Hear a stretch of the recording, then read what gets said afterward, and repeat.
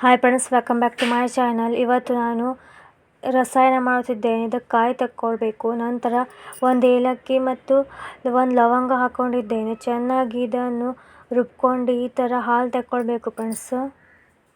ನೋಡಿ ಫ್ರೆಂಡ್ಸು, ನಂತರ ಗೆಣಸನ್ನು ಬೇಯಿಸ್ಕೊಂಡಿದ್ದೇನೆ. ಇದನ್ನು ಈ ಥರ ಕಟ್ ಮಾಡ್ಕೊತಿದ್ದೇನೆ.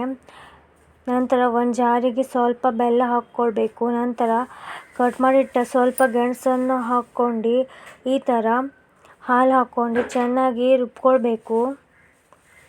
ಇಲ್ಲಿ ನೋಡಿ ಫ್ರೆಂಡ್ಸ್, ಈ ಥರ ಮಾಡಿಟ್ಟದನ್ನು ಹಾಕ್ಕೊಂಡಿದ್ದೇನೆ. ಗೆಣಸನ್ನು ರುಬ್ಕೊಂಡಿದ್ದದು, ಗೆಣಸು ಮತ್ತು ಹಾಲು ಬೆಲ್ಲ ಅದು ಚೆನ್ನಾಗಿ ಇದು ಮಿಕ್ಸ್ ಮಾಡ್ಕೊಳ್ಬೇಕು. ಮತ್ತು ಸ್ವಲ್ಪ ನೀರು ಬೇಕಾದರೆ ಹಾಕ್ಕೊಳ್ಬೇಕು ಫ್ರೆಂಡ್ಸ್. ಕಾಯಿ ಹಾಲು ಹಾಕ್ಕೊಂಡಿದ್ದೇನೆ. ಇದನ್ನು ಚೆನ್ನಾಗಿ ಮಿಕ್ಸ್ ಮಾಡ್ಕೊಳ್ಬೇಕು.